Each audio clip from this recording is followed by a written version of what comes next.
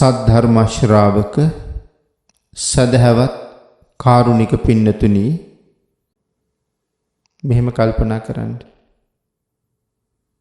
මේ ලෝකේ ජීවත් වෙන මිනිස්සුන්ට තියෙනවා නিত্য වූ සීලයක්. මොකද්ද මිනිස්සුන්ගේ නিত্য වූ සීලය? ඒක මේ බෞද්ධයන්ට විතරක් තියෙන සීලයක් නෙමෙයි. බෞද්ධ වේවා අබෞද්ධ වේවා මේ තවත් නොඑක් ආගම් පිළිබඳව සඳහන් කරලා තියෙනවා. ඒ මොන ලබ්ධියක් Taman ඇදහුවත් මේ විශ්වයට සම්බන්ධ න්‍යායක් තියෙනවා. එහෙම නැත්නම් විශ්වයේ නීති රීති සමුදායක් තියෙනවා. අපි මොන ආගමික ශ්‍රාවකයෝ බවට පත් වුණත්, ශාස්ත්‍රූරු බවට පත් වුණත්, අපි හැමෝම ජීවත් වෙන්නේ මේ විශ්වය ඇතුලේ. ඒතර මේ ලෝකේ ජීවත් වෙනකොට අපි විසින් අවනත විය යුතු නීති රීති සමුදායක් ස්වභාව ධර්මයේ විසින්ම ඇති කරලා තියෙනවා. ආන්ගේ නීති රීති සමුදායට අපි හැමෝම ගරු කළ යුතුයි. ඒ නීති රීති වලට ගරු නොකරන යම් කෙනෙක් මේ ලෝකේ ජීවත් වෙනවද? ආන් ඒ අය මරණින් මත්තේ ආයේ සුගතියට එන්නේ නැහැ. ඒ අය මරණින් මත්තේ දුගතියට තමයි යන්නේ. එතකොට මේ ලෝකේ ජීවත් වෙන මිනිස්සුන්ගෙන් ස්වභාව ධර්මයාගේ නීතිය උල්ලංඝනය කරන අයම වැඩි. ඒ නීතිය ගැන මෙහෙම සඳහන් කළොත්, බෞද්ධ ඔබ දන්නවා අපිට තියෙනවා පන්සිල් කියලා සීලයක්. මේ ස්වභාව ධර්මයාගේ නීතිය අපේ ලෞතර බුදුරජාණන් වහන්සේ අපිට පෙන්වුවා. මේ ලෝකයේ තුල මෙන්න මෙහෙම නීතියක් ක්‍රියාත්මක වෙනවා. ආන්ගේ නීති රීති ටික උල්ලංඝනය කරන්න යන්න එපා. පින්නතුනි නිකන් හිතලා බලන්න. අපි රැකියාව කරන ආයතනයේ තියෙනවා නීති රීති සමුදායක්. ඒ නීති රීති සමුදායට අපි ගරු කරන්නේ නැත්නම් අපිට ඒ ස්ථානයෙන් එක්ක රැකියාවෙන් අයින් වෙන්න සිද්ධ වෙනවා. නැත්නම් වෙනත් නොයෙක් කරදරවලට මුහුණ පාන්න සිද්ධ වෙනවා. අන්න ඒ වගේ තමයි මේ ලෝකයට කොහෙදෝ ඉඳලා ආපු අපි මේ විශ්ව න්‍යාය ධර්මතාවයට ගරු කරන්නේ නැතුව මේ ලෝකේ ජීවත් වෙන්න උත්සාහ කරනවා නම් ආන්ගේ පුද්ගලයාට ස්වභාව ධර්මයේ විසින්ම දඬුවම් පමුණවනවා. ඒ කියන්නේ ඔහු මරුණට පස්සේ විතරක් පමුණුවන දඬුවමක් ගැන නෙමෙයි මේ කියන්නේ. ජීවත් වෙලා ඉන්නකොටත් එහි බලපෑම් වලට ගොදුරු වෙන්න තියෙන ඉඩකඩ බොහොම වැඩි. එතකොට එහෙමනම් නিত্য සීලය. නিত্য සීලය තමයි පන්සිල්. මම මුලින් මතක් කළා. බෞද්ධද, දෙමළද, කතෝලිකද, හින්දුද, බර්ගර්ද මේකක්වත් වටින්නේ නැහැ. පන්සිල් තියෙන්නේ මේ ලෝකේ ජීවත් වෙන සියලු දෙනාටම ආරක්ෂා කිරීම සඳහාමයි. බෞද්ධ අපේ අය දන්නවා. අපි උපෝසත දවසට ගිහිල්ලා අටසිල්, නවාංග උපෝසතේ, දසසිල් මේ ආදී විවිධ සීලයන් සමාදන් වෙනවා. පහුවදාට සමාදන් වුණ සීලය අපි පවාරණය කරනවා. සිල් පවාරණය කරනවා කියලා අපි මොනවද කරන්නේ? සිල් පවාරණය කරනවා කියලා අපි කරන්නේ ආපහු සැරයක් පන්සිල් ගන්න එකයි. ඒ කියන්නේ මා විසින් ආරක්ෂා කළ යුතු මගේ මූලික නීති රීති සමුදාය. නැත්නම් මේ විශ්වයේ තියෙන ඒ මූලික න්‍යාය ධර්මයට අනුව මම ජීවත් වෙනවා. නමුත් මේ නීති රීති සමුදායට අනුව කීකරු වෙලා ජීවත් වෙන පුද්ගලයා විසින් ඊළඟට මොනවද කළ යුත්තේ කියන කාරණාවල් ටිකත් මනාව පැහැදිලි කරනවා.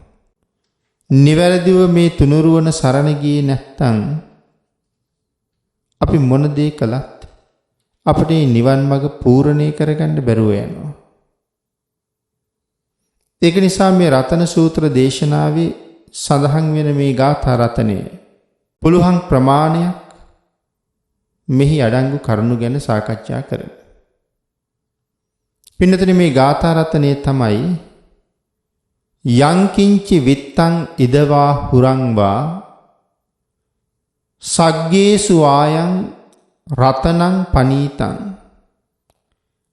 නෝ සමං අත්ති තථාගතේන ඉදම්පි බුද්ධේ රතනං පනීතං ඒතේන සච්චේන සුවත්ති හෝතු කියන මේ ගාථා රතනය.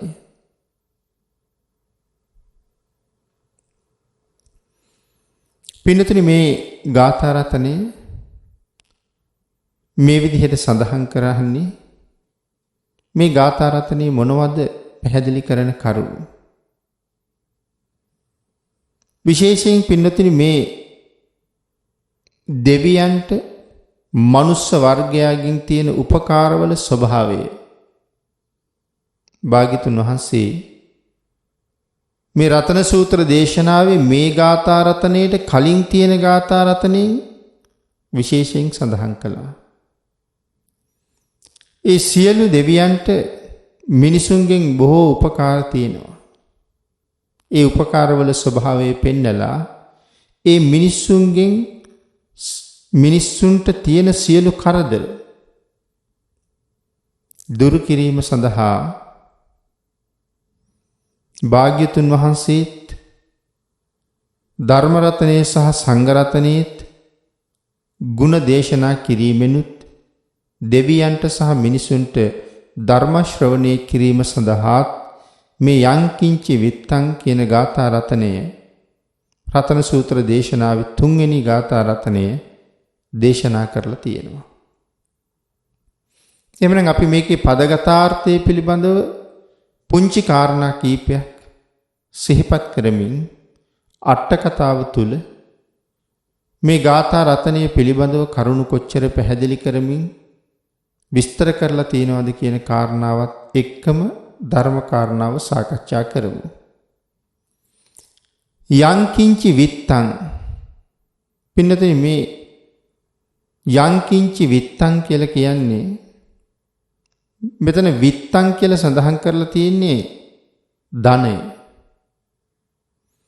විශේෂයෙන් සඳහන් කරනවා යංකින්චි කියලා කියන්නේ යම් කිසි ප්‍රීතිය සහ සතුට උපද්දවන නිසා විත්තං කියලා කියනවා. ඊළඟට සඳහන් කරනවා ඉද. මෙතන ඉද කියලා කියන්නේ පින්නතුනේ මනුස්ස ලෝකේ කියන එකයි. එතකොට ඉදවා හුරංවා කියලා අපි සඳහන් කරනවා. වා කියලා කියන්නේ හෝ කියන අර්ථය. එතකොට මනුස්ස ලෝකේ හෝ හුරංවාති කියන්නේ මනුස්ස ලෝකය හැර මේ විශ්වයේ තියෙන අනිකුත් ලෝක පිළිබඳව. ඒක විස්තර කරනකොට තවත් කරුණු පැහැදිලි කරනවා.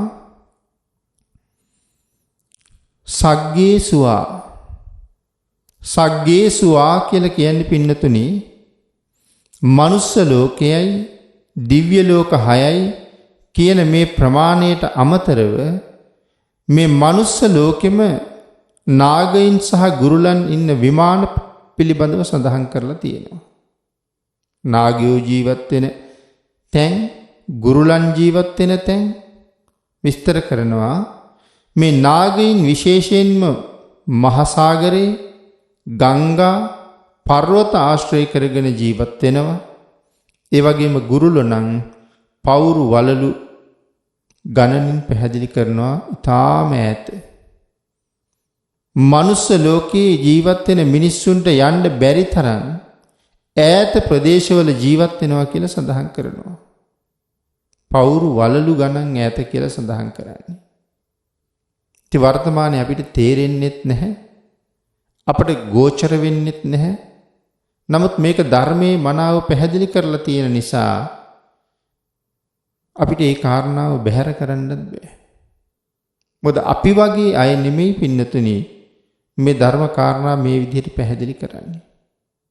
භාග්‍යතුන් වහන්සේ දේශනා කරලා තියෙන කරුණුයි මේ විශේෂයෙන් සඳහන් කරලා තියෙන්නේ. ඉතින් ඒ තරම් ඈත ප්‍රදේශවල ජීවත් වෙන ගුරුලන්ගේ ප්‍රමාණ ගැනත් සඳහන් කරනවනේ. අපට මේ ගුරුලන්ගේ ප්‍රමාණය තේරෙන්නෙත් නැහනේ. සමහර තැන්වල සඳහන් කරනවා යොදුන් 150ක් දිග ගුරුලෝ පිළිබඳව. ඉතින් යොදුන් 150ක් දිගයි කියලා කියන්නේ දල වශයෙන් කල්පනා කරන්නකො ලංකාවත් යොදුන් 300ක් තරම්. ඉතින් ඒතර මේ ගුරුලා යොදුන් 150ක් දිගයි කියහම ලංකාවෙන් භාගයක් විතර දිගයිනේ. නමුත් ධර්මයේ සඳහන් කරලා තියෙනවා සත් සමුද්‍රයේ පවුරු වලලු ගණනින් ඈත මේ ගුරුලු ජීවත් වෙනවා කියලා. ඉතින් ආන් එහෙම ගුරුලන් ජීවත් වෙන ප්‍රදේශ සඳහන් කරලා තියෙනවා.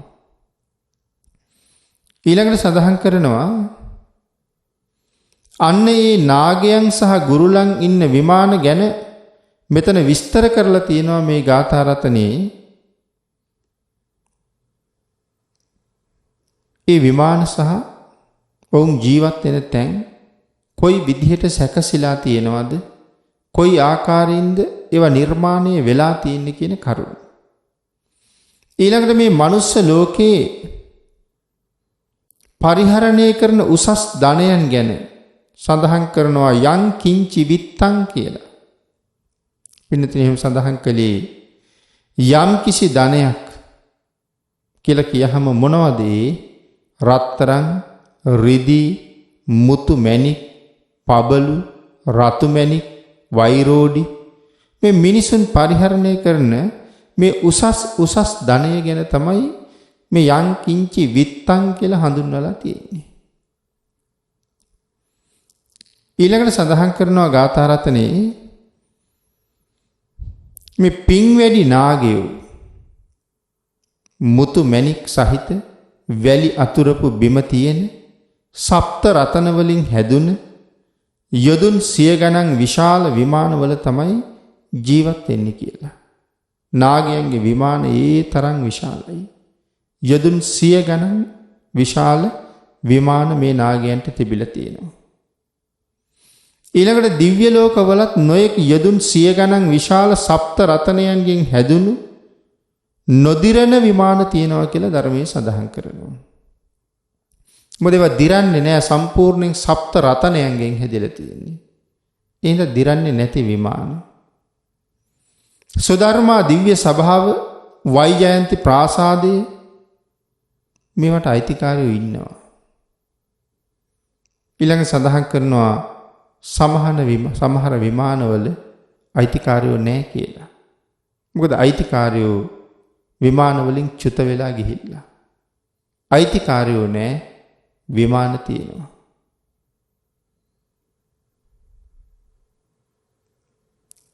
අයිතිකාරයෝ අහිමි, විමාන විතරක් ඉතුරු වෙලා තියෙන්නේ.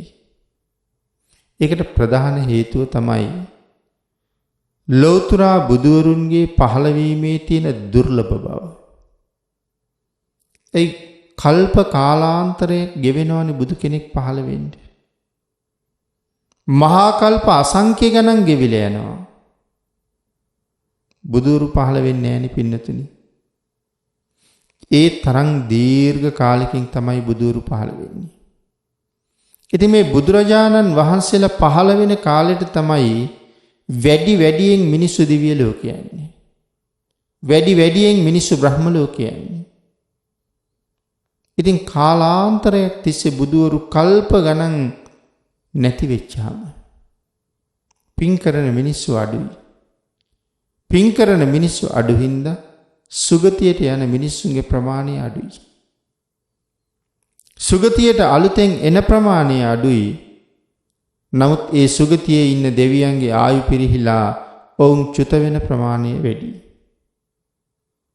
ඉතින් ආන් එහෙම ආයු පිරිහිලා චුත වුණ දෙවියන්ගේ විමාන සප්ත රතන වලින් ඉතුරු වෙලා තියෙනවා. ඒ විමාන වලට ආයි කවුරුවත් අලුත් දෙවියෝ ඇවිල්ලා නැහැ. ඒ බුද්ධාන්තරයක් නැති නිසා මිනිස්සු සුගතියට යන්නේ නැහැ. ඒකයි මේ විමාන හිස් වෙලා තියෙන්නේ. සුධර්මා දිව්‍ය සභාව ගැන විශේෂයෙන් විස්තර සඳහන් කරලා තියෙනවා පින්නතුනි. මහා නිදාන සූත්‍ර අට කතාවේ. සුධර්මා දිව්‍ය සභාව කියලා කියන්නේ හරි විශේෂ තැන. සුධර්මා දිව්‍ය සභාව පහළ වුණේ කොහොමද කියන කාරණාවත් මගමානවක කතාවත් එක්ක පැහැදිලි කළ යුතු කරුණක්. ඒක බොහොම දීර්ඝව සාකච්ඡා කළ යුතු වෙනම පැත්තකට ගමන් කරන මාතෘකාවක්. ඒ නිසා මේ වෙලාවේ ඒ ගැන සඳහන් කරන්න බලාපොරොත්තු වෙන්නේ නැහැ. සුධර්මා දේව සභාව අති සුවිශේෂී තැනක්. විශේෂයෙන් සඳහන් කරනවා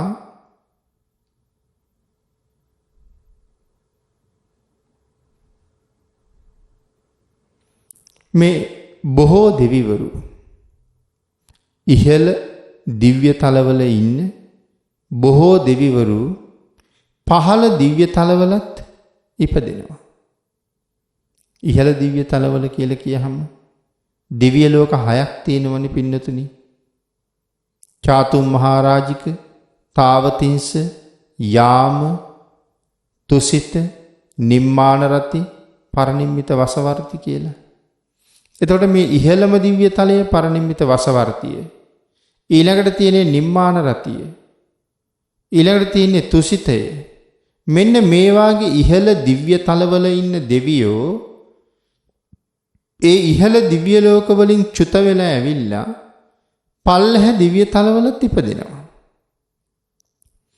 එතකොට පල්ලහ දිව්‍ය තලවල මේ දෙවියෝ ඉපදෙනවා විතරක් නෙමෙයි මේ බ්‍රහ්ම ලෝකවල ඉන්න බ්‍රහ්මයෝ ඉහළ බඹ තලවල ඉඳලා පහළ දිව්‍ය තලවල ඇවිල්ලා උපදිනවා. අති දීර්ඝ කාලයක් බුදුරජාණන් වහන්සේලා ලෝකෙ පහළ වෙන්නේ නැති වුනහම දිව්‍ය ලෝක හිස් වෙනවා. දිව්‍ය ලෝක හිස් වෙලා ඒ දිව්‍ය ලෝකවල හිටපු දෙවියෝ ඒ විමාන වලින් චුත වෙලා සමහර අය මනුස්ස ලෝකෙට ඇවිල්ලා උපදිනවා. හැබැයි සමහර අය කෙලින්ම නිරයට ගිහිල්ලත් ඉපදිනවා. ඇතැම් අය මනුලොව ඇවිල්ලා උපදිනවා. ඒ යම් ප්‍රමාණයක් තවත් පිං තිබුණ අය. දුර්ලභං මනුස්සත්තං දුර්ලභංච මනුස්සත්තං දුර්ලභයි මනුස්ස ජීවිතේ. සමහර අය හිතනවා මනුස්ස ජීවිතේ දුර්ලභ නම් මේ ලෝකෙ මෙච්චර මිනිස්සු ඉන්නේ කොහොමද කියලා. දැන් අර ඉහළ දිව්‍ය තලවල ඉන්න දෙවියෝ ඒ දිව්‍ය තලවලින් චුත වෙලා ඇවිල්ලා මනුස්ස ලෝකෙත් උපදිනවා කියලා අපි සඳහන් කළා. ඒ කියන්නේ මනුස්ස ලෝකේ ඉපදෙන්න තරම් පින් ඒ අය ළඟ ඉතුරු වෙලා තියෙනවා.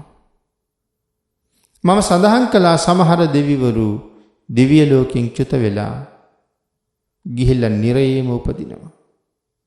මොකද මනුස්ස ලෝකේ නතර වෙන්න තරම් ඔවුන් සතු කුසල් මදි. අනික සිහිය ප්‍රඥාවත් තොරව තමයි දිව්‍ය ලෝකේ වාසය කරලා තියෙන්නේ. දිව්‍යමය වූ කාමයට ඇලිලම ජීවත් වුණා මිසක් දෙව්ලොවදී රැස් කරගත්ත විශේෂ කුසලයකුත් ඔවුන්ට සමහර වෙලාවට තිබිලා නැහැ. ඒක නිසා එහෙන් චුත වෙලා නිරයේම ඉපදිලා තියෙනවා. නමුත් මෙතන සඳහන් කරනවා මේ මනුස්ස ලෝකේ ජනගහනය පිළිබඳව. දැන් දුර්ලභයිනේ මනුස්ස ලෝකේ ඉපදින එක.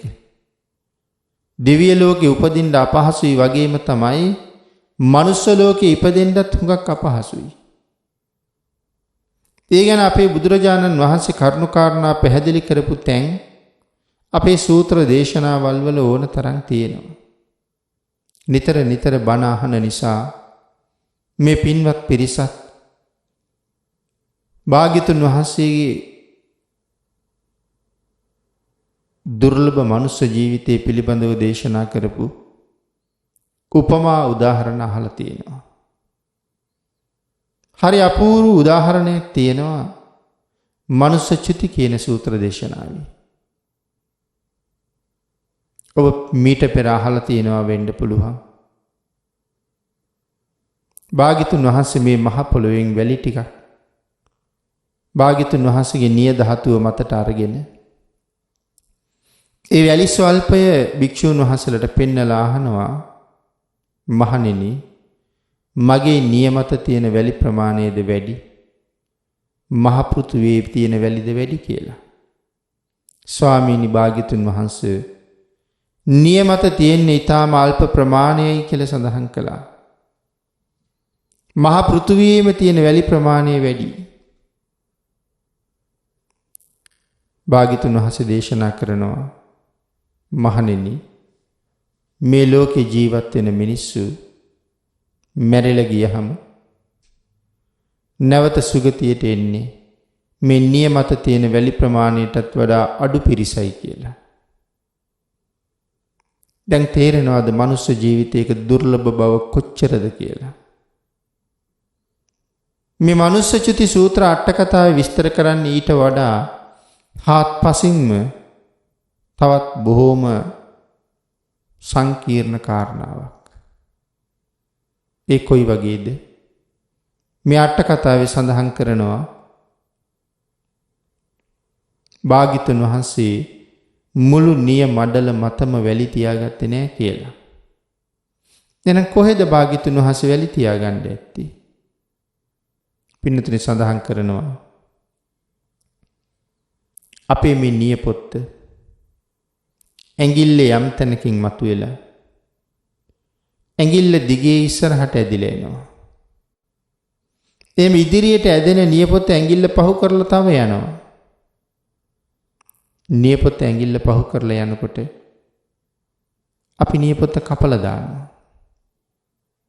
හැබැයි අපි දන්නවා මේ නියපොත්ත මේ මසට බද්ධ වෙලා තමයි තියෙන්නේ කියලා. ඒ නිසා ඒ කොටස කැපුණොත් අපිට රිදෙනවා. වේදනාව දැනෙන නිසා යන්තම් පොඩි ප්‍රමාණයක් ඉඩ තියලා තමයි අපි නියපොතු කපන්නේ. ඊට පස්සේ ඇඟිලි දිගෑරලා බලහම අපට හොඳට පේනවා මසට බද්ධ වුණ කොටස රෝස පාටයි වගේ. අපි කපලා ඉතුරු කරපු කොටස සුදු පාටයි. වැලි තියාගත්ත කියලා සඳහන් කරන්නේ මෙන්න මේ සුදු පාට තීරුවේ විතරයි කියලා තමයි කියලා තියෙන්නේ. ඒ තරම් පුංචි ප්‍රමාණයක වැලි තියාගෙන තමයි භාග්‍යතුන් වහන්සේ මේ සඳහන් කරන්නේ මනුස්ස ලෝකෙට එන්නේ මීටත් වඩා අඩු පිරිසයි කියලා. අනික් හැම කෙනෙක්ම දුගතියේම නවතිනවා. ඒ සුළු පිරිසක් විතරක් මනුස්ස ලෝකෙට එන්නේ. පින්නතුනි කෙනෙක් මැරෙනකොට ආයේ උපදින්නේ කොතනද කියන කාරණාව තීරණය කරන සාධකයේ සීලය කියන කාරණාව මම ඔබට බොහෝසේ පැහැදිලි කරලා තියෙනවා. කෙනෙක් මරණයටපත් වුණාම ඒ මිනිසයා නැවත උපදින්නේ කොහෙද? ඒක තීරණය කරන්නේ සීලය. එතකොට එහෙනම් මේ මැරෙන මිනිස්සු සියලු දෙනාම සිල්වත් නැහැ. සිල්වත් අය ඉන්නේ ඊට ස්වල්ප ප්‍රමාණයයි. එහෙනම් අපි සාකච්ඡා කරමින් හිටියේ අපි යම් සීලයක් සමාදන් වෙලා 24 පැයක් සිල් ආරක්ෂා කරලා ඊට පස්සේ අපි මේ සීලය පවාරණය කරනවා. ඒ සීලය පවාරණය කරනවා කියලා ඊළඟට අපි කරන්නේ පන්සිල් සමාදන් වෙන එක. එතකොට අෂ්ටාංග සීලය පවාරණය කළා නැවත පංච සීලය ආවර්ජනය කරගත්තා. ඉතින් ඒ වෙලාවේ පංච සීලය ආවර්ජනය නොකර ඉන්න තිබුණානේ. නෑ පින්නතුනි මේ විශ්ව න්‍යායේ නීති ටික පන්සිල්. ඒ නිසා අපි හැමෝම පංචශීල ප්‍රතිපදාවක් මත ඒකාන්තයෙන්ම හික්මිය යුතුමයි. ඒක බැහැර කරන්න බැරි සීලයක්. පන්සිල් කියන ජීවිතයක අත්තිවාරම වගේ. පුද්ගලයා පිහිටලා ඉන්න පදනම වගේ. මේ පංචශීලයේ අත්‍යවශ්‍යයි. යමෙක් මනාව පන්සිල් වලට ගරු කරනවා නම් ඒකාන්තයෙන් ඔහුට හොඳ තැනක උපදින්න ලැබෙනවා. ඒක මනාවම ධර්මයේ පැහැදිලි කරනවා. මේ සීලේ මනාව කෙනෙක් ආරක්ෂා කරනවා නම් මේට වඩා හොඳ තැනක උපදින්න පුළුවන්. ඊට අමතරව දනුත් පූජා කරගන්නවා නම් දසදාන වස්තුවවත් සම්පූර්ණ කරනවා කියලා කියන්නේ අති දීර්ඝ කාලයක් කල්ප ගානකට සාපපාසාදී දුක නැති කරවන හේතුවක්. මනාව දන් දෙනවා කියලා කියහම පිනතනි දාණය තමයි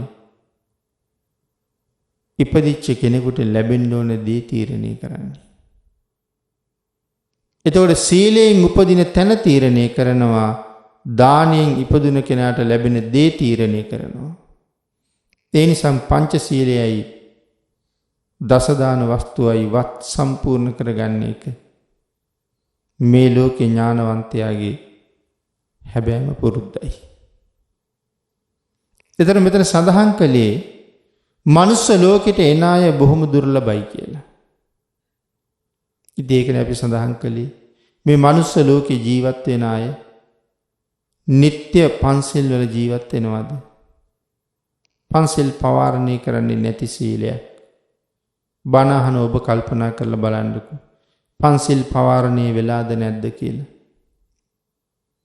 පන්සිලුත් පවාරණය වෙලා නම් වෙන මේ ලෝකේ රැකවරණයක් හොයන්න බෑ යාට. ඒක නිසා මේ පංචශීල ප්‍රතිපදාව දිවිහිමියෙන් තමන් ළඟ තිබිය යුතුමයි. නමුත් මිනිස්සු පන්සිල් රකින්නවද මේ කාලේ? මේ කොච්චර අවවාද කළත්, කොච්චර අනුශාසනා කළත්, පන්සිල් මත පිහිටන්න කියලා කීවත් කීයෙන් කී දෙනාද පන්සිල් මත පිහිටන්නේ? කීයෙන් කී දෙනාද ඒ පංචශීල ප්‍රතිපදාවට ගරු කරන්නේ? එතකොට සිල් රකින්න පිරිස අඩුයි කියලා කියන්නේ මරණින් මත්තේ සුගතියට එන පිරිස අඩුයි කියන එකනේ. ඒ නිසා ඔබ ගැන කල්පනා කරලා බලන්න. මගෙත් මේ වෙනකොට පන්සිලුත් පවාරණය වෙලාද තියෙන්නේ? ඒ පන්සිලුත් මම ළඟ නැත්තම් තව ටිකකින් මම මැරුණොත් මට මොනවා වෙයිද? මේ කාරණාව නිතර හිතන්න වටින කාරණාවක්. පින්නතනි මනුස්ස ලෝකේ ජනගහනය වර්තමානයේ හුඟක් අඩුයි. අතීතේ තමයි මේ ලෝකේ මිනිස්සු ජීවත් වුණේ. එතකොට අතීතේ ජීවත් වුණ එච්චර මිනිස්සු ඇයි මේ කාලේ ජීවත් වෙන්නේ නැත්තේ? ප්‍රධාන කාරණාවක් මේ කාලේ මැරිලා යන අයට පන්සිල්වත් නැහැ කියන කාරණාව තමයි කියන්න වෙන්නේ. ඊටාම කලාතුරකින් කෙනෙක් තමයි පංචශීල ප්‍රතිපදාව ඉඳලා මැරිලා යන්නේ. ඒ හින්දා මෙලව අත්හරින ප්‍රමාණයට නැවත මෙහි පදිංචියට එන්නේ නැහැ. අනිත් කාරණාව තමයි පින්නතුනි මේ ලෝකේ අතීතේ ජීවත් වෙච්ච තරම් මිනිස්සු අද නැහැ කියන කාරණාව. අපිට නම් හිතෙනවා මේ ලෝකෙ මෙච්චර ජනගහනයක් ඉන්නවා. ආහාර පානත් හිග වෙනවා. බේත් තේත් හිග වෙනවා. සියලු දෙනාටම මේ දේවල් සපයන්න පුළුවන් කමක් නැහැ. නමුත් මෙච්චර ප්‍රමාණයක් ඉන්නවා. හිතලා බලන්න. මෙච්චර ප්‍රමාණයක් මේ ලෝකේ ජීවත් වෙන්නේ පෙර සංසාරේ පින් කරපු අයමයි. නමුත් අතීතයේ ජීවත් වෙච්ච ප්‍රමාණය තරම් අද නැහැ. අතීතේ කොච්චර ජීවත් වෙන්නේ නැද්ද? ඒ කාරණාව සඳහන් කරනවා එක බ්‍රාහ්මණෙක් භාග්‍යතුන් වහන්සේ ගාවට ඇවිල්ලා අහනවා ස්වාමීනි අතීතයේ මේ ලෝකේ ජීවත් වෙච්ච මිනිස් ජනගහනය හරියට බටපඳුරු මතු වුණා වගේ. බටපඳුරු දැකලා තියෙනවනේ. ඉතින් මේ බටපඳුරු වල අංකුර මතු වෙනකොට අනික් අංකුරයට හේතු වෙලාම තමයි මතුවෙන්නේ. එහෙම හේතු වෙවි හැදිච්ච මේ බට පඳුර විශාල පඳුරක් බවට පත් වෙනවා. ඒතර මේ පඳුරේ කොයි තරම්නම් බටකස් තියෙනවද? අතීතයේ මේ ලෝකෙ මිනිස්සුත් ජීවත් වෙලා තියෙන්නේ ඒ තරම්ම ලෝකය මිනිස්සුන්ගෙන් පිරීලා. නමුත් ඒ මිනිස්සු දැන් නැහැ. මොනවා නිසාද මිනිස්සු නැති වුනේ? යුද්ධ නිසා කියලා භාග්‍යතුන් වහන්සේ දේශනා කළා. මොන වගේ යුද්ධද? සාමාන්‍යයෙන් ඇඟට දැනෙන යුද්ධයක් කළා කියලා කියන්නේ ශීර්ෂ කලන්දයක් මැරෙන්න ඕනේ. ශීර්ෂ කලන්දයක් මැරෙනවා කියලා කියන්නේ ඒක කොයිතරම් ප්‍රමාණයක් වෙන්න ඕනේද? සඳහන් කරලා තියෙනවා යුද පිටියට යන 10000ක් යුද පිටියේ මැරෙන්න ඕනේ. යුද පිටියට ගියපු රත 50100ක් යුද පිටියේ විනාශ වෙන්න ඕනේ. යුද්ධයට ගියපු අක්ෂයෝ ලක්ෂයක් මැරෙන්න ඕනේ. මිනිස්සුන්ගෙන් කෝටි 100ක් මැරෙන්න ඕනේ. ආන්ගේ ප්‍රමාණය මැරුණහම හිස නැති මල කඳක් නැගිටලා නටනවා කියලා සඳහන් කරනවා. එතකොට තමයි දැනගන්නේ ශීර්ෂ කලන්දයක් මැරිලා කියලා. එතකොට මිනිස්සු කෝටි 100ක් සහිතව මේ තරම් ප්‍රමාණයක් මේ ලෝකේ මැරිලා ගියා නම් ඒ වාගේ යුද්ධ කොච්චර තියෙන්නේ නැද්ද? විශේෂයෙන් සඳහන් කරනවා බද්දසාල කියන ඇමතිවරයාත් එක්ක යුද්ධ කරපු ධර්මාශෝක රජුගේ සීයා චන්ද්‍රගුප්ත රජු බද්දසාල ඇමතිත් එක්ක යුද්ධ කරලා මේ යුද්ධෙදි හිස නැති මල කඳන් 80ක් නැටුවා කියලා. එතකොට ඒ කියන්නේ මිනිස් ජනගහනේ කෝටි 180ක් මැරිලා. එතකොට මිනිස්සු හිග වෙනවා කියන එක අහන්න දෙයක් තියෙනවද? ආන් ඒකයි සඳහන් කළේ මිනිස් ජනගහනයේ අඩුවීමේ ප්‍රධානම කාරණාවක් යුද්ධ. ඊළඟට දුර්භික්ෂය. වැස්ස නැතුව යනවා. කණ්ඩ නැතුව යනවා. මිනිස්සු මැරෙලා යනවා. ඊළඟට සඳහන් කළේ අධර්ම රාගය සහ මිත්‍යා රාගය. අධර්ම රාගය කියලා කියන්නේ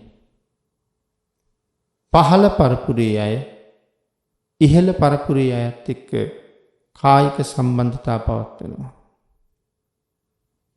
මිත්‍යා රාගය කියලා කියන්නේ සමලිංගික සේවනයේ වාගේ දේවල්. මේවා ලෝකේ උත්සන්න වෙනකොට මිනිස් ජනගහනය අඩු වෙනවා කියලා සඳහන් කරනවා. ඉතින් අතීතයේ එච්චර මිනිස්සු ජීවත් වුණා. වර්තමානයේ මිනිස්සුන්ගේ වැරදි හුඟක් වැඩි. ආන් ඒක නිසා මේ මිනිස්සුયો අද ඉන්නේ බොහෝම ටිකයි. අතීතයත් එක්ක බලහම. ඊටාම සුළු ජනගහනයක් සුළු ප්‍රමාණයක් ලෝකේ ජීවත් වෙන බව තමයි තොරතුරු තහවුරු වෙන්නේ. ඉතින් මේ අතීතයත් එක්ක සංසන්දනය කරලා බලන්න. වර්තමාන පිරිසයි අතීතයේ ජීවත් වෙච්ච තරමයි කොච්චරද කියලා. ඉඳ ලෝකෙ මිනිස්සු වර්තමානයේ අඩුයි. පෙර පින් කරපු අය අසීමාන්තික කුසල් වියදම් කරලා දුගතියෙන් බැහැලා සුගතිය. මේ සුගතියෙන් බැහැලා පල්හැ සුගතිය වෙච්ච මනුස්ස ලෝකයේ විල උපදිනවා. කෙනෙක් මනුස්ස ලෝකේ උපදින්නත් සුවිශාල කුසල් කන්දරාවකුත් අවශ්‍යයි. හැබැයි ඉහළ දිව්‍ය තල වලින් බැහැගෙන ඇවිල්ලා මනුස්ස ලෝකේ අපි නතර වුණා කියලා කියන්නේ මේ කොහාට යන ගමනක්ද මේ නතර වුනේ? පින්නතුනි මේ අපායට යන ගමන් නතර වෙච්ච පුංචි නවාතැන් පොලක් වගේ මනුස්ස ලෝකේ කියන්නේ. ඒ අපි දැන් ඉහළ තලවල ඉඳලා පහළට න්යාවි. පහළට ඇවිල්ලා මනුස්ස ලෝකේ නතර වෙලා මෙහෙණු චුත වෙලා යන්නේ හුඟක් අය නිරේටනේ. ඒකයි මම කීවේ අපායට යන අතරමඟ නතර වෙච්ච පුංචි නවාතනක් මේක කියලා. හැබැයි මේ නවාතන හරි වටිනවා. මේ නවාතනේ තියෙන ලොකු වටිනකමක්. මොකද ආපහු කැමති නම් උඩට යන්න පුළුවන්. යටට යන එක නවත්ත ගන්නත් පුළුවන්. උඩට යන එක කොහොමද දියුණු කරගන්නේ? පින්නතින උඩට එන්න නම් සුගතියට එන්න නම් සිල් මත පිහිටලා දන් පැන් දීලා බොහෝ කුසල් රැස් කරන්න ඕනේ. මනුස්ස ලෝකේ කියලා කියන්නේ එච්චරම පින් රැස් කරගන්න පුළුවන් මහ පුදුමාකාර තෝතැන්න. මේ පහළට යන ගමන වෙනස් කරන්න මේ ගමන් මාර්ගයේ මගදී හම්බුන එකම සන්දිස්ථානයේ මේ මනුස්ස ලෝකයේ.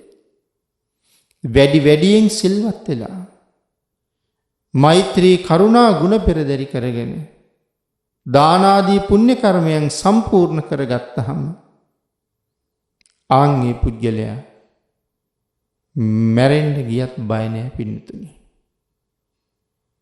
ආන් ඒක නිසා මොකද ඔහු දන්නවා මීට වඩා හොඳ තැනක උපදිනවා කියලා.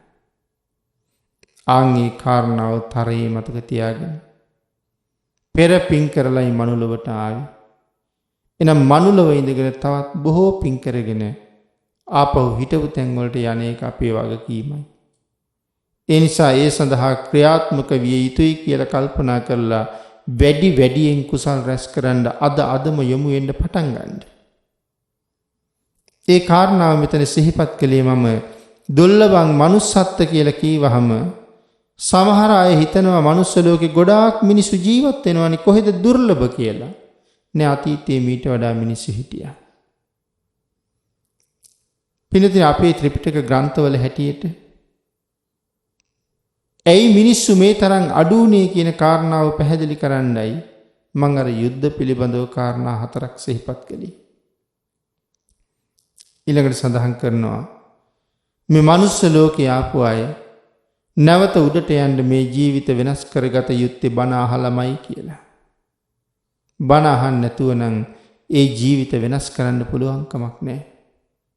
ධර්මයෙන් තමයි හරි වැරදි මනාව පෙන්නලා තියෙන්නේ. ඒ නිසා පින්නතුනි බණ අහන්න ඕනේ. ඊළඟට සඳහන් කළේ මේ අපි ජීවත් වෙන සමාජය. බණ අහන මිනිස්සු ඊටාම සීමා සහිතයි. බණ අහනවා කියලා කියහම බුදුරජාණන් වහන්සේ දේශනා කරපු විදිහට බණ අහන්න ඕනේ.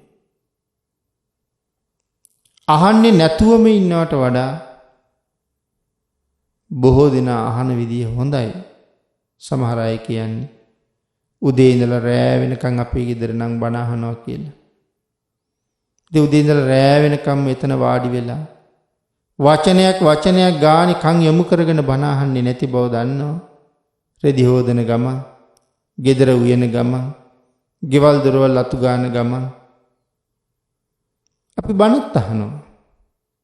හැබැයි ඒ බණ ඇහුවට ඒක මහත් වූ ආනිසංස සහිත බණ ඇහිල්ලක් වෙන්නේ නැහැ. ආන් ඒක නිසා මහත් ආනිසංස ලැබෙන විදිහට බණ අහන්න අපි හැම වෙලාවෙම උත්සාහ කළ යුතුයි. මනුස්ස ලෝකේ ඔබේ මගේ නිවහන කියලා කියන්නේ හතරමං හන්දියක් වාගේ තැන. ඇයි එහෙම සඳහන් කළේ? පින්නතුනි හතරමං හන්දියේදී හැම පැත්තෙම එන කට්ටිය මෙතන මුණ ගැහිලා නැවත ඒ පැති වලට බෙදලා යනවා. ආන් ඒ වගේ තමයි මේ මනුස්ස ලෝකේ. අපේ ගෙදර අම්මා ආවේ කොහෙන්ද? තාත්තා ආවේ කොහෙන්ද? නැගණිය මලනුවන් ආවේ කොහෙන්ද? සහෝදර පිරිස ආවේ කොහේ ඉඳලාද? මේ එකක්වත් අපි දන්නේ නැහැ. නමුත් කොහේ හරි ඉඳලා දැන් ඔක්කොම මේ ලෝකෙදී මුණ ගැහිලා. මේ ලෝකේ අපි මුණ ගැහුණාට එකම පවුලේ ඉන්න අය මැරිලා කී පැත්තකට යනවද? ආන් ඒකයි පින්නතුනි මෙතන මේ සඳහන් කරන්නේ. හතරමං හන්දියේ මුණ ගැහුණ අය එතනදී මුණ ගැහිලා ඒ පෙතිවලට ගියා. එහෙමනම් මෙතන මුණ ගැහිච්ච මේ මනුස්ස ලෝකෙ ඉපදිච්ච අය වැඩියෙන් සිල් ගුණ ආරක්ෂා කරලා ජීවිතයේ සීලයෙන් ගුණයෙන් පෝෂණය කරන්නේ නැත්නම් ඒ අයටත් කවදාවත් මේ හතරමං හන්දියෙන් හොඳ පැත්තට යන්න වෙන්නේ නැහැ. මොකද මේ හතරමං හන්දියේ ආපු සමහර අය දෙන්නෙක් එකපාර යනවා. තුන් දෙනෙක් පාරවල් තුනකම යනවා. ඉතින් මේ මනුස්ස ලෝකේ සමහර අය දෙව්ලොවට යනවා. සමහර අය මනුලෝකෙම ඉන්නවා. සමහර අය මෙහෙන් චුත වෙලා නිරේටත් යනවා. ඒ වගේ විවිධ කාරණා රාශියක් මෙලොවදී ජීවත් වෙන කෙනෙක් අත්විඳිය යුතු දේවල්. අන්න ඒක නිසා පින්නතුනි බුද්ධාන්තරයේ ලැබිලා තියෙන වෙලාවේ සංසාරයෙන් එතර වෙන්න වීරිය වඩන එකම තමයි අපි හැමෝම කළ යුත්තේ. සක්කෝ දේවරාජා මහිද්దికෝ මහානුභාවෝ. මොකද්ද මෙහෙම සඳහන් කළේ? සක්‍ර දේවේන්ද්‍රයන් වහන්සේ වගේ කෙනෙකුට මේ වෛජයන්ති ප්‍රාසාදයේ වගේ මහ සුවිශාල ප්‍රාසාද හම්බ වෙලා තියෙනවා. සඳහන් කරනවා සක්‍ර දේවේන්ද්‍රයන් මහා 이르දිමත් මහා අනුභව සම්පන්නයි. ප්‍රඥාවෙන් කිසිම අඩුවක් නැහැ. ඒ ප්‍රඥාවෙන් අඩුවක් නැහැ කියලා කියන්නේ. සඳහන් කරනවා සක්‍ර දෙවියන්ගෙන් 1000ක් දෙනා එකපාර ඇවිල්ලා ප්‍රශ්න 1000ක් ඇහුවොත් ඒ ප්‍රශ්න 1000ටම උත්තර වැටහෙනවා එකපාර කියලා. අන්න ඒක නිසා තමයි සහස්සක්ක කියලා නමක් තියෙන්නේ. එකවර අහන ප්‍රශ්න 1000කට පිළිතුරු සපයන්න පුළුවන්කම තියෙනවා. සහස්සක්ක. සෝවාන් වෙන්න කලින් තියෙන ප්‍රඥාව ගැනයි මේ කියන්නේ. අපේ බුදුරජාණන් වහන්සේගේ කාලෙන් වර්තමාන සක්‍ර දේවේන්ද්‍රයන් වහන්සේ සෝවාන් ආර්ය මාර්ගඵලය ලැබුවා. එතන සෝවාන් වෙන්න කලින් අච්චර ප්‍රඥාවක් තිබිච්ච සක්‍ර දේවේන්ද්‍රයන් වහන්සේට සෝවාන් වුණාට පස්සේ කොහොම ප්‍රඥාවක් ඇති වෙන්නේ නැද්ද? ආන් ඒ නිසා පින්නතුනි මේ සක්‍ර දේව රාජයා වැඩ වාසය කරන ප්‍රාසාදයේ තමයි මේ වෛජයන්ති ප්‍රාසාදය කියලා දිව්‍ය ලෝකේ හඳුන්වන්නේ. මේ ප්‍රාසාදය යදුන් 1000ක් උසයි කියලා කියන්නේ. වෛජයන්ති ප්‍රාසාදය යදුන් 1000ක් උසයි. මේ දේව සභාව ඊළඟ සඳහන් කරන සුධර්මා දේව සභාව. වෛජයන්ති ප්‍රාසාදය ගැන කියලා සුධර්මා දේව සභාව ගැන සඳහන් කරනවා. මේ සුධර්මා දේව සභාව යදුන් 500ක් උසයි කියලා. අපේ සූත්‍රවල සඳහන් වෙනවා පින්නතුනි මේ දේව සභාවට දෙවියෝ රැස් වෙන හැටි. සක් දෙවිඳු ඇතුළු දෙවි රජවරු 33 දෙනෙක් මේ දිව්‍ය ලෝකේ ජීවත් වෙනවා. අපි අන් ඒක තමයි මේ දිව්‍ය ලෝකෙ පිළිබඳව සඳහන් කරනකොට විශේෂ විස්තර අන්තර්ගත තැන්වල අපිට දකින්න ලැබෙනවා. මේ සක්‍ර දෙවියන්ගේ වෛජයන්ති ප්‍රාසාදයත් දෙවිවරු රැස් වෙන සුධර්මා සභාවත් කොයිතරම් අපූර්ව තැන්ද? අපේ සූත්‍රවල විදිහට දේව සභාවට දෙවියෝ රැස් වෙන හැටි විශේෂයෙන් සඳහන් කරනවා. තාවතින්ස කියලා කියන්නේ තව්තිසාවේ දෙවිවරු 33 දෙනෙක් වාසය කරනවා. මේ සුධර්මා සභාවේ මුලින්ම සක් දෙවිඳුට ආසනයේ පනවලා එතන ඉඳලා අනික් රජවරු 33 දෙනාට අසුන් පනවලා දෙනවා. ඊට අමතරව ඒ දෙවිවරු 33 දෙනාම විශේෂ ආසනවල වැඩ හිටියහම අනිත් දෙවිවරු රැස් වෙලා දේව සභාවේ අසුන් ගන්නවා. විශේෂයෙන් සඳහන් කරනවා සතරවරන් දෙවි රජවරු ඒ අයට ආසන පනවලා තියෙන්නේ විශේෂයෙන් මේ 33 දෙවි රජවරු වාඩි වුණාට පස්සේ සතරවරන් දෙවිවරුන්ට නොඑක් දහස් ගණන් දේව පුත්‍රයෝ ඉන්නවා. මෙතන විශේෂයෙන් සඳහන් කරනවා සතරවරන් දෙවියන්ට ඉන්ද්‍රනන් මහ බලගත පුතුන් විශාල ප්‍රමාණයක් ඉන්නවා. ඒක සඳහන් කරනවා මේ විශාල ප්‍රමාණයක් වෙච්ච ඉන්ද්‍රනන් දෙවිපුතුන් හරිම බලවත්, හරිම ශක්තිමත්. ඒ නිසා ඔවුන් ආක්‍රමණය කරන්න ලේසියෙන් කෙනෙකුට ඉඩ හම්බෙන්නේ නැහැ කියන කාරණාව.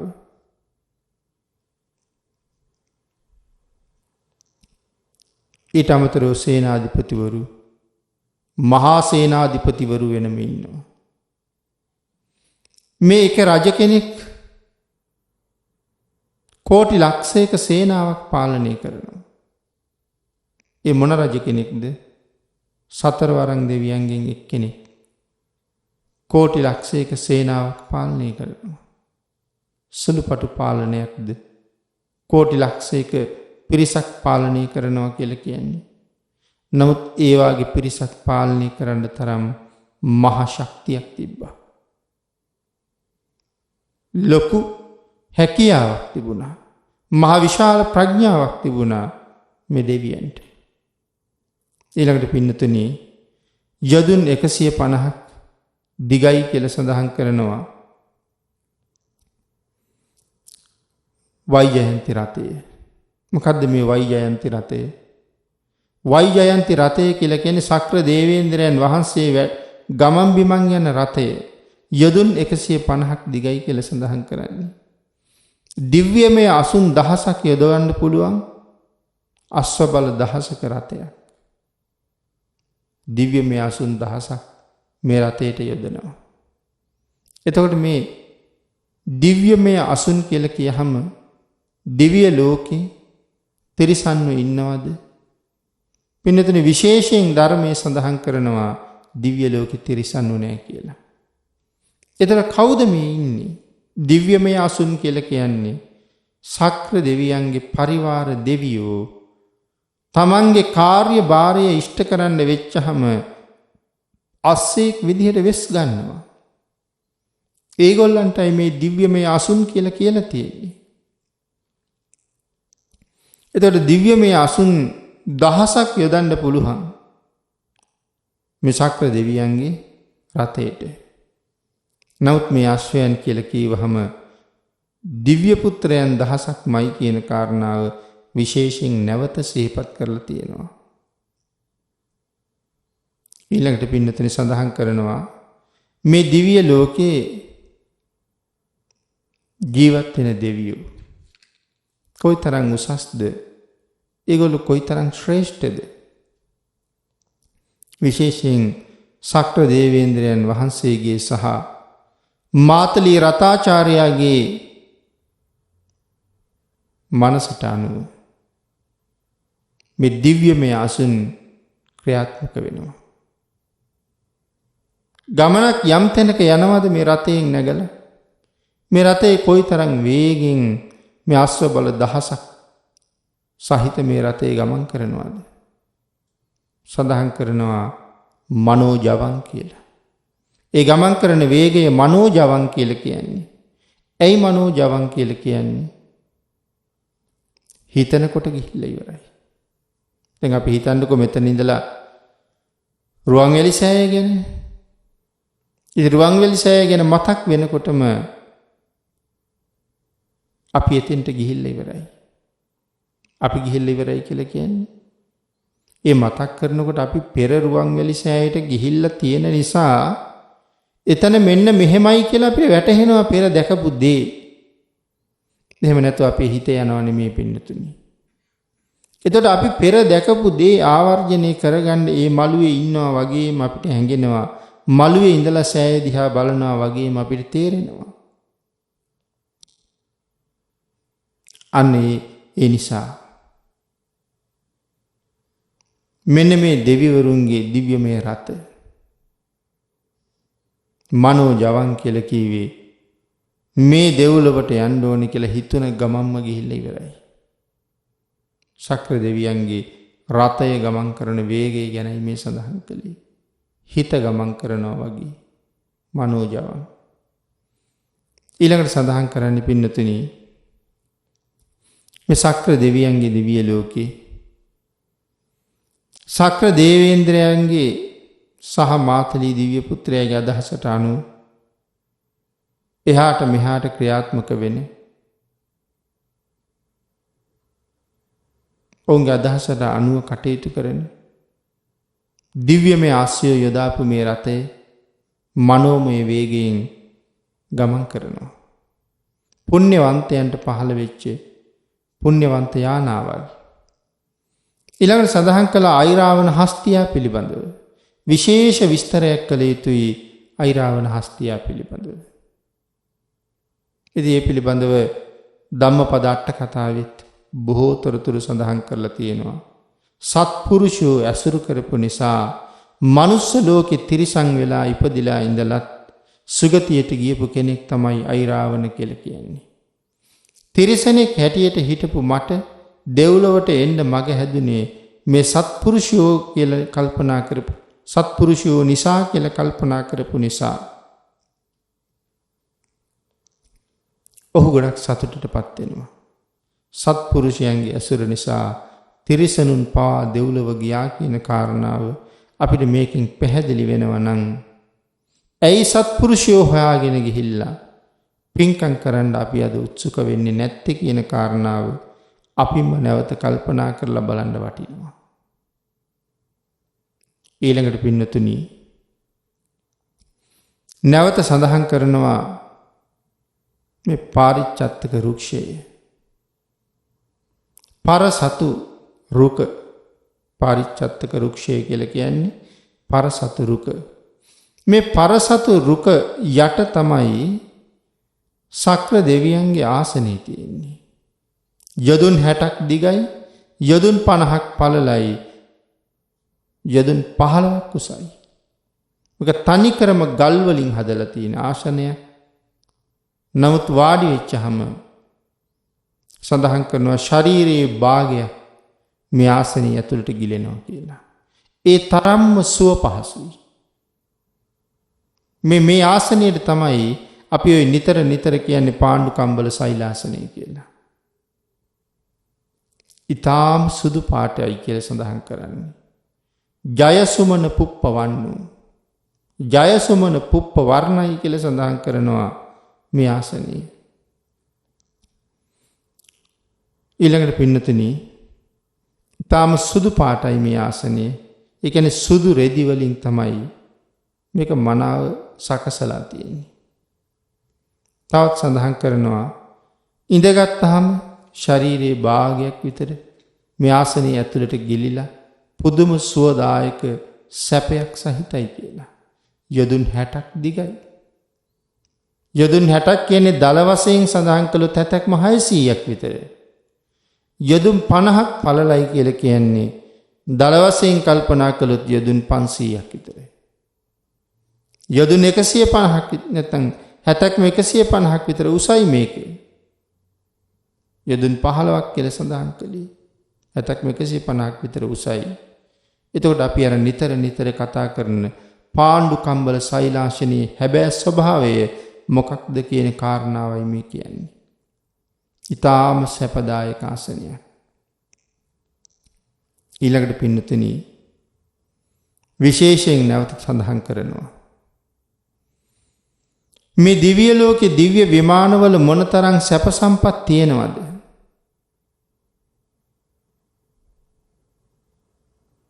ආන්ගේ අසීමාන්තික සැප සම්පත් භුක්ති විඳින දෙවියෝ පංචකාමයේ උපරිමයක් ප්‍රයෝජනෙට ගන්නවා.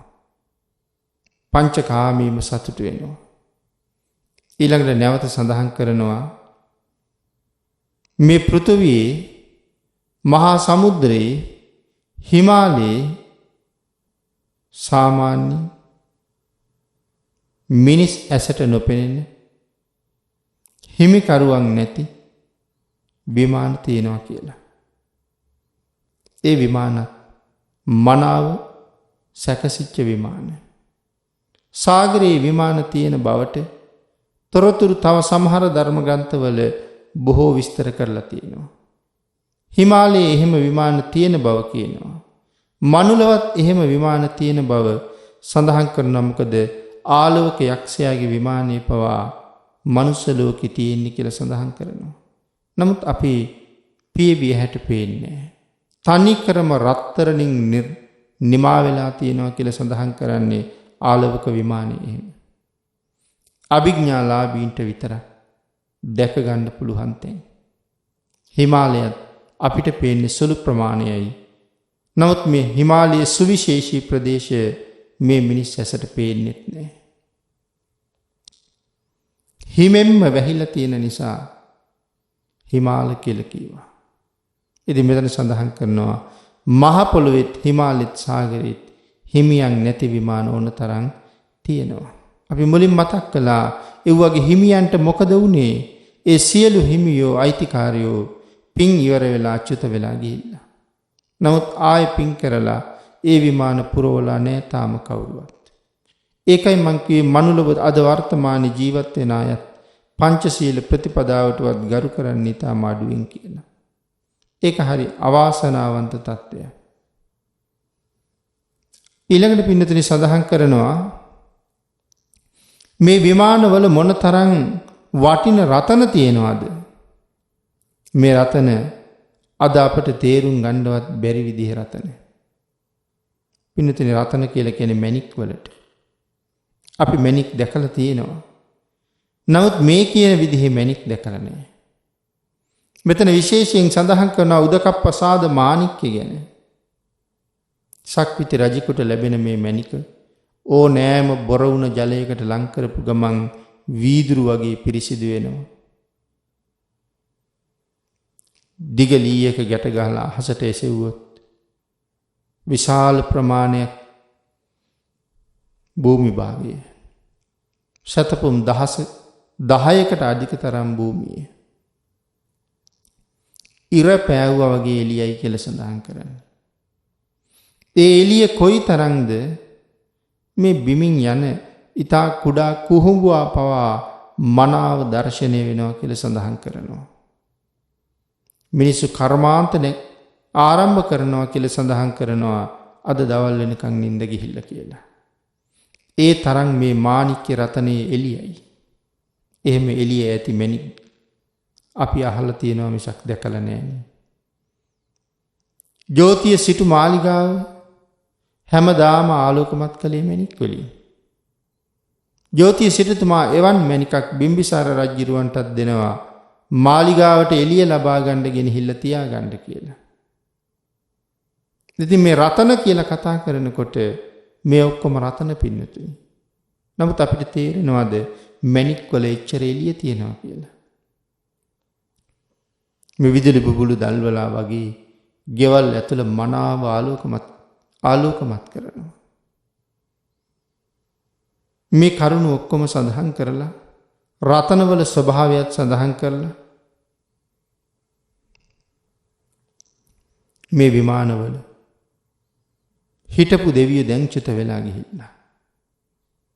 ඒ විමාන දැන් හිස් වෙලා තියෙන්නේ.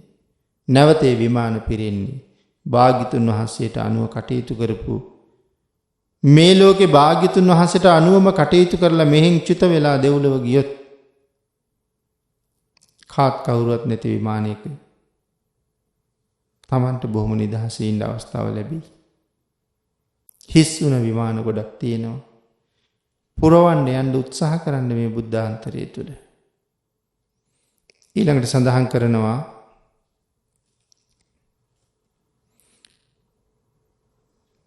මේ මාලිගාවල් වල තියෙන මේ රතන කොයිතරම් වටිනවා වුණා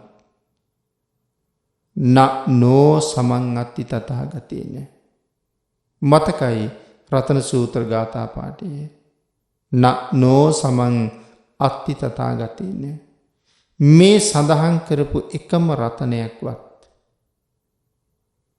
ඒ කියන්නේ අපි කතා කළා දිව්‍ය විමාන ගැන කෙටියෙන් සක්‍ර දෙවියන්ගේ විමානය ගැන, සක්‍ර දෙවියන්ගේ යානාව ගැන මේ නොයෙක් දේවල් කතා කළා. ඒ මැණික්වල වටිනාකම් කතා කළා. මිල කරන්න බැරි බව කතා කළා. ආලෝකයේ විහිදවන මැණික් ගැන කතා කළා. නනෝ සමං අත්ති තථාගතේන. හැබැයි අන්න ඒ එකම රතනයක්වත් බුද්ධ රතනයට සමාන වෙන්නේ නැහැ කියන කාරණාව තමයි ඒ නනෝ සමං අත්ති තථාගතේන කියලා සඳහන් කරන්නේ. තථාගත රතනයට සමාන රතනයක් මේ විශ්වයේ එදා තිබුණෙත් නෑ, වර්තමානෙත් නෑ, අනාගතයටත් නෑ. මේ ලෝකේ තියෙන උසස්ම රතනය බුද්ධ රතනයම පමණයි කියන කාරණාව විශේෂයෙන් මෙතනින් තහවුරු කරනවා. මෙතන නෝ කියලා කියන්නේ පින්නතනි නැහැමයි, අවධාරණය කරලා කියනවා නැහැමයි කියන කාරණාව. අර්ථය වැඩි කරලා බරපතල කරලා සඳහන් කරලා තියෙන්නේ භාග්‍යතුන් වහන්සේට සමාන රතනයක් නම් මේ ලෝකේ නෑමයි කියන කාරණාව.